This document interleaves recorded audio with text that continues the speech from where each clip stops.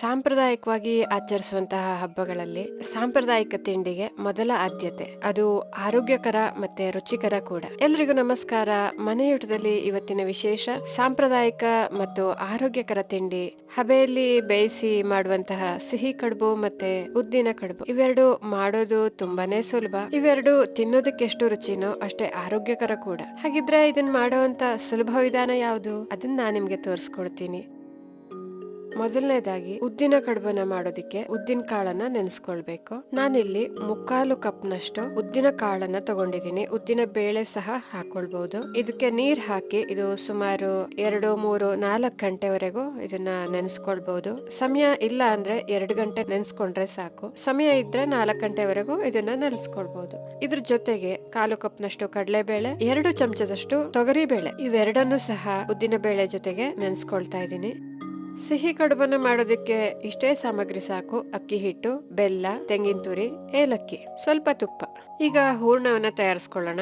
ಒಂದು ದಪ್ಪ ತಳದ ಬಾಣಲೆಯಲ್ಲಿ ಕೊಂಡಿರುವಂತಹ 1 ಕಪ್ ತೆಂಗಿನ ತುರಿ, ಅದಕ್ಕೆ ಅರ್ಧ ಕಪ್ನಷ್ಟು ಬೆಲ್ಲವನ್ನ ಹಾಕಿ ಇದನ್ನ ಬಿಸಿ ಮಾಡಿ ಕಾಯಿಸ್ಕೊಳ್ಬೇಕು. ನಾನಿಲ್ಲಿ ಶುದ್ಧ ಬೆಲ್ಲವನ್ನ ಬಳಸಿರೋದ್ರಿಂದ ಬೆಲ್ಲವನ್ನ ಹಾಗೆ ಹಾಕೊಳ್ತಾ ಇದ್ದೀನಿ. ಉಂಡೆ ಬೆಲ್ಲವನ್ನ ಅಥವಾ ಮಾಮೂಲಿ ಬೆಲ್ಲವನ್ನ ಬಳಸೋದಾದ್ರೆ ಪ್ರತ್ಯೇಕವಾಗಿ ಬೆಲ್ಲ ಮತ್ತೆ ನೀರನ್ನ ಬಿಸಿ ಮಾಡ್ಕೊಂಡು ಅದನ್ನ ಶೋಧಿಸಿ ಹಾಕೊಳ್ಬಹುದು. ಇದನ್ನ ಮಧ್ಯಮ ಉರಿಯಲ್ಲಿ ಕಾಯಿಸ್ಬೇಕು. ಬಿಡದೇನೆ ಕೈ ಆಡಿಸ್ತಾ ಇರ್ಬೇಕು, ಇಲ್ಲಾಂದ್ರೆ ತಳ ಹಿಡಿದ್ ಬಿಡುತ್ತೆ. ಬೆಲ್ಲ ಕರಗ್ತಾ ಇದೆ, ಕರಗಿ ನೀರಾಗಿದೆ. ಈಗ ನೀರಾಗಿರುವಂತಹ ಬೆಲ್ಲ ಪಾಕ ಬಂದು ಸ್ವಲ್ಪ ಮಟ್ಟಿಗೆ ಈ ಕಾಯಿ ಬೆಲ್ಲದ ಮಿಶ್ರಣ ಸ್ವಲ್ಪ ಮಟ್ಟಿಗೆ ತಳ ಬಿಡೋವರೆಗೂ ಇದನ್ನ ಕೈಯಾಡಿಸ್ತಾ ಇರ್ಬೇಕು. ಈಗ ಇದು ಪಾಕ ಬಂದಿದೆ. ಈ ಹಂತದಲ್ಲಿ ಇದಕ್ಕೆ ಸ್ವಲ್ಪ ಏಲಕ್ಕಿ ಪುಡಿಯನ್ನ ಹಾಕಿ ಚೆನ್ನಾಗಿ ಬೆರೆಸ್ಕೊಳ್ಬೇಕು. ನೋಡಿ, ಈಗ ಈ ಕಾಯಿ ಬೆಲ್ಲದ ಹೂರಣ ಹದವಾಗಿದೆ. ಇಷ್ಟಾದ್ರೆ ಸಾಕು. ಇದನ್ನ ಇನ್ನೊಂದು ಬಟ್ಲಲ್ಲಿ ಹಾಕೊಳ್ತಾ ಇದ್ದೀನಿ. ಇದರಿಂದ ಬೇಗ ತಣ್ಣಗಾಗುತ್ತೆ. ಇದು ಬೇಗ ತಣ್ಣಗಾಗ್ಲಿ ಅಂತ ಇನ್ನೊಂದು ಬಟ್ಲಲ್ಲಿ ಹಾಕೊಳ್ತಾ ಇದ್ದೀನಿ. ಈಗ ಇದು ತಣ್ಣಗಾಗೋಷ್ಟ್ರಲ್ಲಿ ಅಕ್ಕಿ ಹಿಟ್ಟನ್ನ ತಯಾರು ಮಾಡ್ಕೊಳ್ಳೋಣ. ಈಗ ಒಂದು ಬಾಂಡ್ಲೆಯಲ್ಲಿ 1.5 ಕಪ್ನಷ್ಟು ನೀರನ್ನ ಹಾಕಿ ಅದಕ್ಕೆ ಸ್ವಲ್ಪ ಉಪ್ಪು, ಅರ್ಧ ಚಮಚದಷ್ಟು ತುಪ್ಪ, ಇವೆಲ್ಲವನ್ನ ಹಾಕಿ ಈ ನೀರನ್ನ ಚೆನ್ನಾಗಿ ಕುದಿಸ್ಕೊಳ್ಬೇಕು. ನೋಡಿ, ಈಗ ನೀರು ಎಲ್ಲಾ ಕಡೆಯಲ್ಲೂ ಚೆನ್ನಾಗಿ ಕುದಿತಾ ಇದೆ. ಈ ಹಂತದಲ್ಲಿ ಇದಕ್ಕೆ ನಿಧಾನವಾಗಿ ಅಕ್ಕಿ ಹಿಟ್ಟನ್ನ ಸೇರಿಸ್ಕೊಳ್ಬೇಕು. ಉರಿ ಸಣ್ಣ ಉರಿಯಲ್ಲಿರ್ಲಿ. ಅಕ್ಕಿ ಹಿಟ್ಟನ್ನ ಸೇರಿಸಿದ ನಂತರ ಬಿಡದೇನೆ ಕೈ ಆಡಿಸ್ತಾ ಇರ್ಬೇಕು.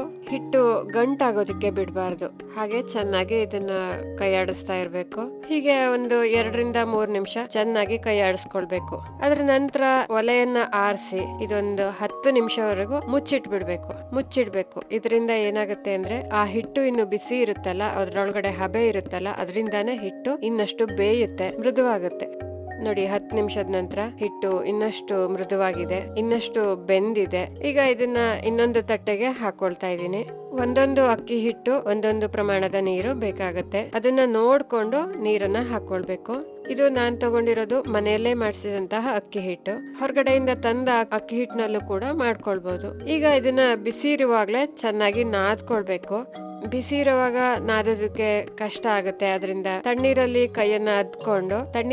ಆಗಾಗ ಕೈಯನ್ನ ಅದ್ಕೊಂಡು ಹಿಟ್ಟನ್ನ ನಾದ್ಕೊಳ್ಬೇಕು. ಇಲ್ಲಾಂದ್ರೆ ಯಾವುದೇ ಬೌಲ್ ಅಥವಾ ಗ್ಲಾಸ್ ಅನ್ನ ತಗೊಂಡು ಅದರ ತಳಭಾಗದಿಂದ ಕೂಡ ಒತ್ತಿ ಹಿಟ್ಟನ್ನ ಸ್ವಲ್ಪ ನಾದ್ಕೊಂಡು ನಂತರ ಕೈಯಲ್ಲಿ ನಾದ್ಕೊಳ್ಬಹುದು. ಹಿಟ್ಟನ್ನ ಸುಮಾರು 5-6 ನಿಮಿಷದವರೆಗೂ ಚೆನ್ನಾಗಿ ನಾದ್ಕೊಳ್ಬೇಕು. ಹಿಟ್ಟು ಸ್ವಲ್ಪ ಗಟ್ಟಿಯಾಗಿದೆ ಅನ್ಸಿದ್ರೆ ಸ್ವಲ್ಪ ಬಿಸಿ ನೀರನ್ನ ಹಾಕೊಂಡು ಚೆನ್ನಾಗಿ ನಾದ್ಕೊಳ್ಬಹುದು. ಈ ರೀತಿಯಲ್ಲಿ ಹಿಟ್ಟನ್ನ ಮೃದುವಾಗಿ ಮಾಡ್ಕೊಳ್ಬೇಕು.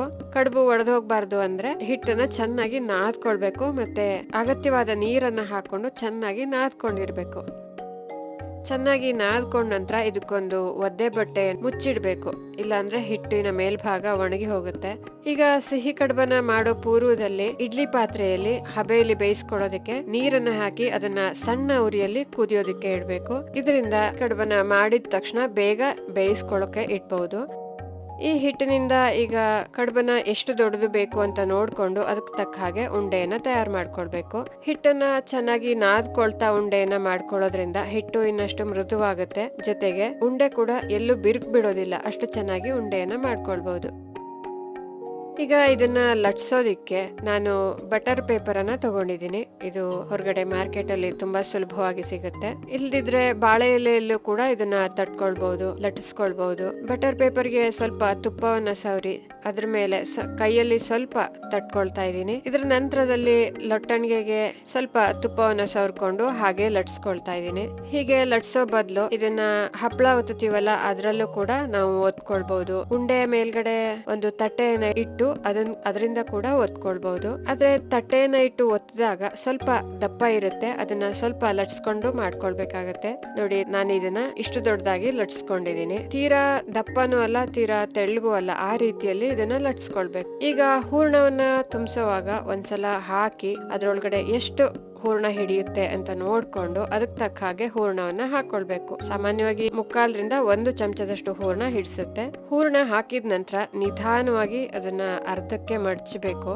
ಹೂರ್ಣ ಗಟ್ಟಿಯಾಗಿದ್ರೆ ಕಡುಬು ಒಡೆದೋಗುತ್ತೆ, ಮುಚ್ಚುವಾಗ್ಲೇನೆ ಒಡೆದೋಗುತ್ತೆ. ಅದರಿಂದ ಹೂರ್ಣವನ್ನ ಮೆತ್ತಗ್ ಮಾಡ್ಕೊಳ್ಬೇಕು. ಹೂರ್ಣ ಹಾಕಿದ ನಂತರ ನಿಧಾನವಾಗಿ ಒತ್ತಿ ಅಂಚನ್ನ ಬಿಗಿಯಾಗಿ ಒತ್ಕೊಳ್ಬೇಕು. ನೋಡಿ, ಹೀಗೆ ಬಿಗಿಯಾಗಿ ಒತ್ಕೊಳ್ಬೇಕು. ಇದನ್ನ ಇಷ್ಟೇ ಮಾಡ್ಕೊಂಡು ಬೇಯೋದಕ್ಕೆ ಇಡಬಹುದು, ಅಥವಾ ಈ ತರ ಅಂಚನ್ನ ಮಡಚಿ ಕೂಡ ಬೇಯೋದಕ್ಕೆ ಇಡಬಹುದು. ಇನ್ನೊಂದು ಸುಲಭ ವಿಧಾನ ಏನಂದ್ರೆ, ಫೋರ್ಕ್ ಅಲ್ಲಿ ಅಂಚನ್ನ ನಿಧಾನವಾಗಿ ಒತ್ತಿ ಹೂರ್ಣ ಹೊರಗ್ ಬರ್ದಂತೆ ನಿಧಾನವಾಗಿ ಒತ್ತಿ ಅದರಿಂದ ಕೂಡ ಕಡುಬನ್ನ ಸುಲಭವಾಗಿ ಮಾಡ್ಕೊಳ್ಬಹುದು.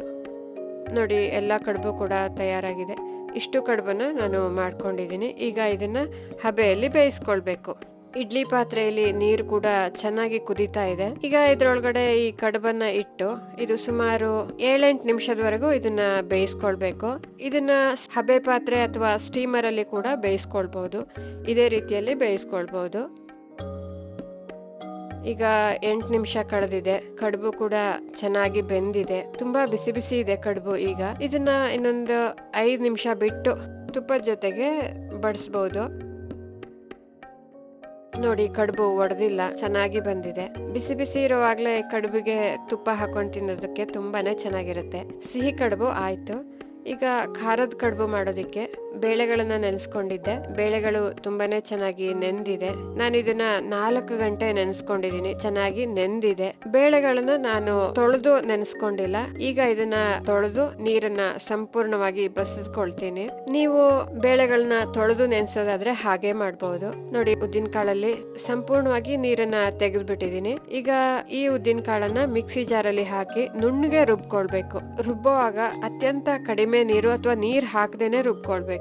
ನೋಡಿ, ನಾನು ಇದನ್ನ ಇಷ್ಟು ಗಟ್ಟಿಯಾಗಿ ರುಬ್ಕೊಂಡಿದೀನಿ. ನಾನು ಇದಕ್ಕೆ ನೀರ್ ಹಾಕಿಲ್ಲ, ಹಾಗೆ ರುಬ್ಕೊಂಡಿದೀನಿ. ಚಮಚದಲ್ಲಿ ಎತ್ತಿ ನೋಡಿದಾಗ ಅದು ತುಂಬಾ ನಿಧಾನವಾಗಿ ಬೀಳ್ತಾ ಇದೆ. ಈ ಹಂತದಲ್ಲಿ ಹೀಗಿದ್ರೆ ಹಿಟ್ಟು ಹದವಾಗಿದೆ ಅಂತ. ಈಗ ಇದನ್ನ ಒಂದು ಪಾತ್ರೆಗೆ ಹಾಕೊಳ್ತಾ ಇದ್ದೀನಿ. ಈಗ ಇನ್ನೊಂದು ಮಿಕ್ಸಿ ಜಾರಲ್ಲಿ ನೆನೆಸ್ಕೊಂಡಂತಹ ಕಡಲೆ ಬೇಳೆಯಲ್ಲಿ ಅರ್ಧ ಭಾಗದಷ್ಟು ಹಾಕೊಳ್ತಾ ಇದ್ದೀನಿ. ಜೊತೆಗೆ ತೊಗರಿ ಬೇಳೆ, 2 ಹಸಿಮೆಣಸಿನಕಾಯಿ, 1 ಇಂಚು ಶುಂಠಿ, ಇವೆಲ್ಲವನ್ನ ಹಾಕಿ ಇದನ್ನ ತರಿತರಿಯಾಗಿ ರುಬ್ಕೊಳ್ಬೇಕು.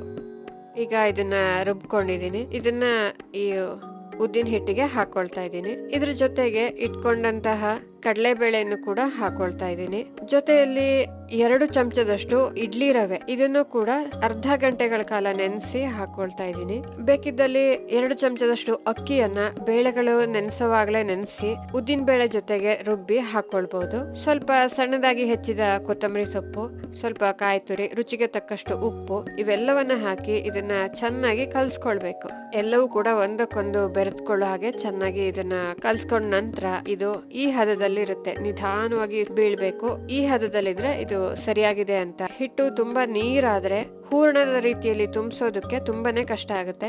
ಹಿಟ್ಟು ತುಂಬಾ ನೀರಾದ್ರೆ ಅದಕ್ಕೆ ಸ್ವಲ್ಪ ರವೆಯನ್ನ ಹಾಕಿ ಹದ ಮಾಡ್ಕೊಳ್ಬಹುದು. ಈಗ ಇದನ್ನ ಪಕ್ಕಕ್ಕೆ ಇಟ್ಕೊಳ್ಳೋಣ. ಈಗ ಅಕ್ಕಿ ಹಿಟ್ಟನ್ನ ಸ್ವಲ್ಪ ನಾದ್ಕೊಂಡು ಇದರಿಂದ ಉಂಡೆಯನ್ನ ಮಾಡ್ಕೊಳ್ತಾ ಇದ್ದೀನಿ. ಸಿಹಿ ಕಡುಬಿಗೆ ಯಾವ ರೀತಿ ಉಂಡೆಯನ್ನ ಮಾಡ್ಕೊಂಡು ಲಟ್ಟಿಸ್ಕೊಂಡ್ವೋ ಅದೇ ರೀತಿ ಕೂಡ ಇಲ್ಲಿ ಮಾಡ್ಬೇಕಾಗತ್ತೆ. ಅಕ್ಕಿ ಹಿಟ್ಟನ್ನ ಚೆನ್ನಾಗಿ ನಾದ್ಕೊಂಡಿಲ್ಲ ಅಂದ್ರೆ ಅಥವಾ ಮೃದುವಾಗಿಲ್ಲ ಅಂದ್ರೆ ಕಡುಬು ಒಡೆದೋಗುತ್ತೆ. ನೇರವಾಗಿ ಉಂಡೆಯನ್ನ ಲಟ್ಸೋದು ಕಷ್ಟ ಆದ್ರೆ ಮೇಲ್ಗಡೆಯಿಂದ ಇನ್ನೊಂದು ಬಟರ್ ಪೇಪರ್ ಅನ್ನ ಇಟ್ಟು ಲಟ್ಟಿಸ್ಕೊಳ್ಬಹುದು. ಅದು ಕೂಡ ಸುಲಭ ಆಗುತ್ತೆ. ಬಟರ್ ಪೇಪರ್ಗೆ ಸ್ವಲ್ಪ ತುಪ್ಪವನ್ನ ಸವರಿರ್ಬೇಕು. ನೋಡಿ, ಈ ರೀತಿಯಲ್ಲಿ ಇದನ್ನ ಮಾಡ್ಕೊಂಡಿದೀನಿ. ಇದನ್ನ ಲಟ್ಸ್ಕೊಂಡ ನಂತರ ಒಂದ್ಸಲ ಇದನ್ನ ಅರ್ಧಕ್ಕೆ ಮಡಚಿ ಕಡುಬನ್ನ ಮಾಡ್ಕೊಳ್ಳೋದಕ್ಕೆ ಸುಲಭ ಆಗುತ್ತೆ, ಒಂದೇ ಆಕಾರದಲ್ಲಿ ಬರುತ್ತೆ.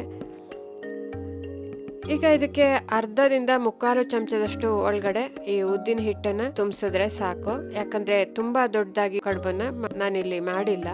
ನೋಡಿ, ಈ ಉದ್ದಿನ ಹಿಟ್ಟು ಹದವಾಗಿದೆ, ಎಲ್ಲೂ ಜಾರ್ತಾ ಇಲ್ಲ. ಇನ್ನು ನೀರಾದ್ರೆ ಮಾಡೋದಕ್ಕೆ ಸ್ವಲ್ಪ ಕಷ್ಟ ಆಗುತ್ತೆ. ಉದ್ದಿನ ಹಿಟ್ಟನ್ನ ತುಂಬಿದ ನಂತರ ಅದನ್ನ ಸಿಹಿ ಕಡುಬನ್ನ ಯಾವ ರೀತಿ ತಯಾರು ಮಾಡ್ತೀವೋ ಅದೇ ರೀತಿ ಇಲ್ಲೂ ಕೂಡ ಮಾಡ್ಕೊಳ್ಳೋದು.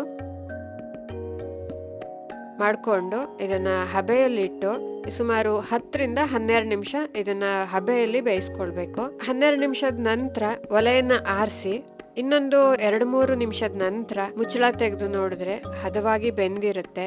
ಬಿಸಿ ಬಿಸಿ ತಿನ್ನೋದಕ್ಕೂ ಕೂಡ ತುಂಬಾನೇ ಚೆನ್ನಾಗಿರುತ್ತೆ. ನೋಡಿ, ಉದ್ದಿನ ಕಡುಬು ಕೂಡ ತಯಾರಾಯ್ತು. ಬಿಸಿ ಬಿಸಿ ಇದೆ, ಒಳಗಡೆ ಕೂಡ ತುಂಬಾನೇ ಚೆನ್ನಾಗಿ ಬೆಂದಿದೆ. ಇದನ್ನ ತುಪ್ಪದ ಜೊತೆ ತಿನ್ನೋದಕ್ಕೆ ತುಂಬಾನೇ ಚೆನ್ನಾಗಿರುತ್ತೆ. ನೋಡಿದ್ರಲ್ಲ, ಸಿಹಿ ಕಡುಬು ಮತ್ತೆ ಉದ್ದಿನ ಕಡುಬನ್ನ ಹೇಗೆ ಮಾಡೋದು ಅಂತ. ಈ ರೀತಿಯಲ್ಲೊಮ್ಮೆ ಮನೆಯಲ್ಲಿ ಮಾಡ್ಕೊಂಡು ರುಚಿ ನೋಡಿ. ಈ ವಿಡಿಯೋನ ಲೈಕ್ ಮಾಡಿ ನಿಮ್ ಸ್ನೇಹಿತರ ಜೊತೆ ಹಂಚ್ಕೊಳ್ಳಿ. ಇನ್ನೊಂದು ಸಾಂಪ್ರದಾಯಿಕ ಅಥವಾ ಹೊಸ ರುಚಿಯೊಂದಿಗೆ ಮತ್ತೆ ಬರ್ತೀನಿ. ಅಲ್ಲಿವರೆಗೂ ನಮಸ್ಕಾರ.